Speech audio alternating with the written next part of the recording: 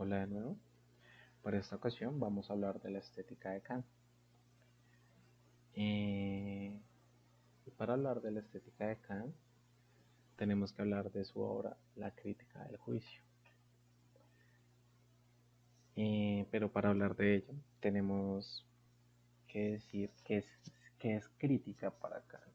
Para Kant, crítica quiere decir examen del alcance de nuestros límites cognitivos, o sea, de la capacidad de conocer del ser humano.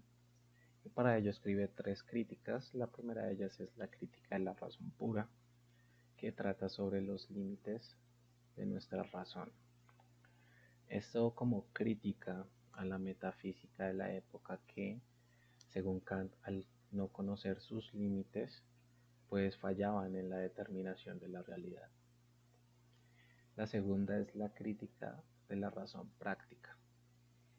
En ella es un examen de los límites de los juicios morales o de las leyes morales que deben ser universales y necesarias en cuanto son universales y necesarias.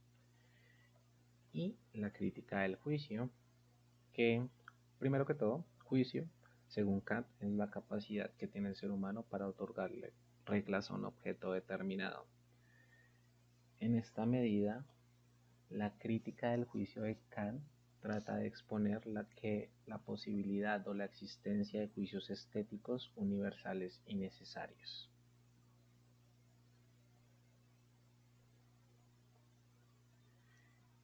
En esta obra, Kant la divide en dos partes. La primera de ellas trata sobre el juicio estético, en donde articula su teoría estética. La segunda es sobre los juicios teleológicos, que no abordaremos en esta ocasión.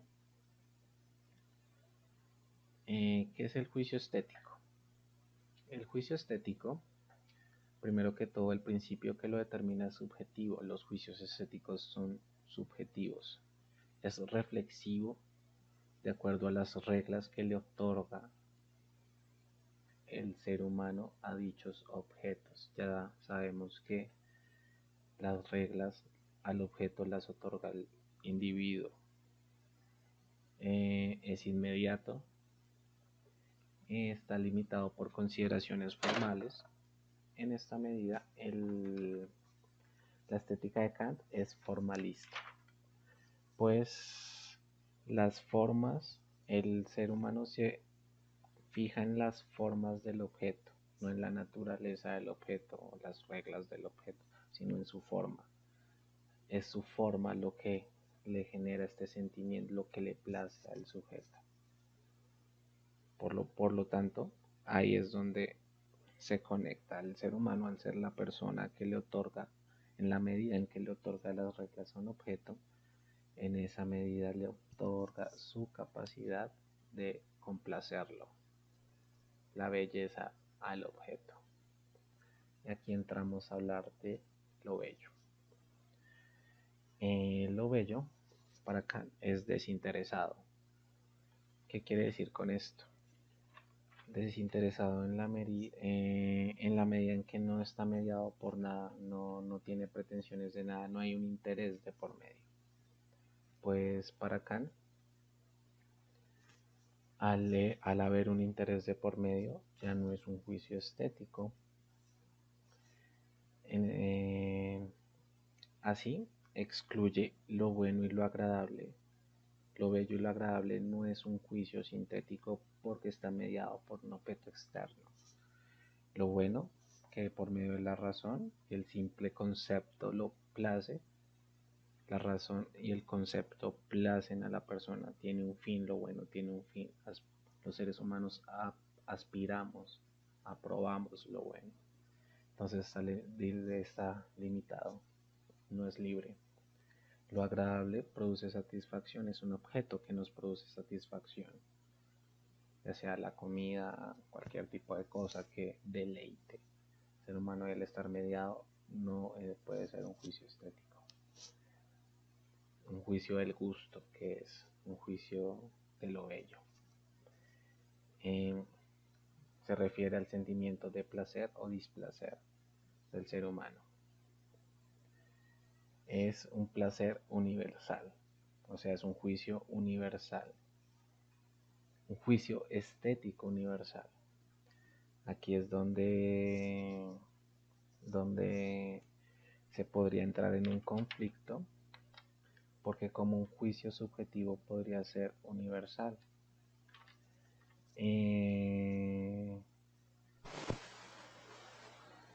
Para Kant, un juicio estético es subjetivo, pero pues es aprobado por reglas, por facultades que todos los seres humanos poseemos. Al ser un juicio subjetivo que se eleva con una facultad que es común en todos los seres humanos, en esa medida puede llegar a ser universal. Es compleja la situación, pero pues tiene sentido. Es unas capacidades innatas, facultades innatas en el ser humano que todo ser humano posee. Y al todos poseerlas podemos llegar a un consenso de lo que creemos o consideramos bello. Y pues lo que he dicho es libre, debe ser libre. Lo bello place sin interés, es un gusto libre.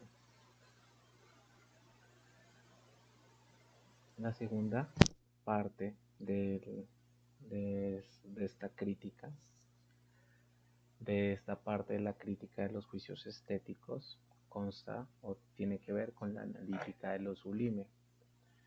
La analítica de lo sublime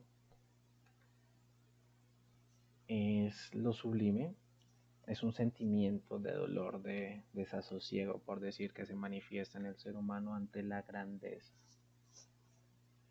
ante las manifestaciones o los objetos que exceden su percepción o sus facultades, escapan a sus facultades.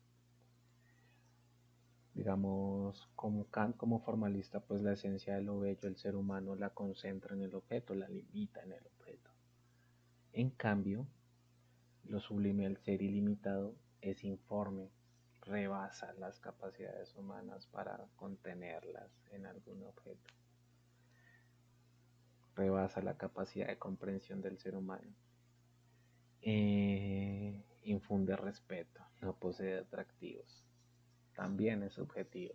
El ser humano es el que siente lo sublime. Y este Kant lo divide en dos partes. La primera de ellas es lo sublime matemático. Lo sublime matemático, curiosamente, es tan grande que no se puede medir. El ser humano es imposible que intenta medirlo. En esta medida se da cuenta que su magnificencia lo excede, como la infinitud del cielo, como la extensión del mar. Lo sublime no se encuentra en la naturaleza, vale la pena aclararlo, porque pues así como no puede medir, o sea, lo excede. En la naturaleza pues puede que lo exceda, pero pues en alguna medida puede ser medida, así no sea por el ojo humano. Entonces lo sublime no puede deducirse de la naturaleza, no puede deducirse de nada que el ser humano pueda percibir. Todo parece más pequeño de lo sublime.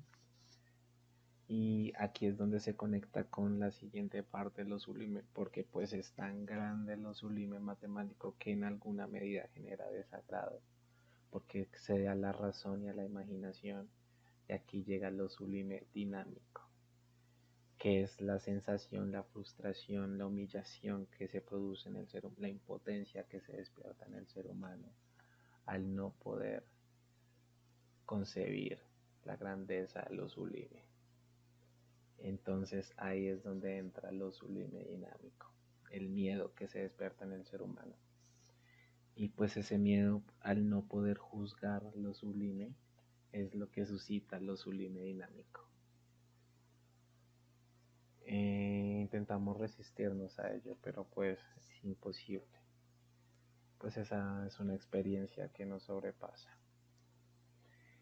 Y pues del arte, Kant nos dice que el arte es una manifestación de la naturaleza, igual también proviene del ser humano, ¿no? Pero el ser humano expuesto a la naturaleza es capaz de realizar alguna manifestación artística. Y pues esta es la estética de Kant.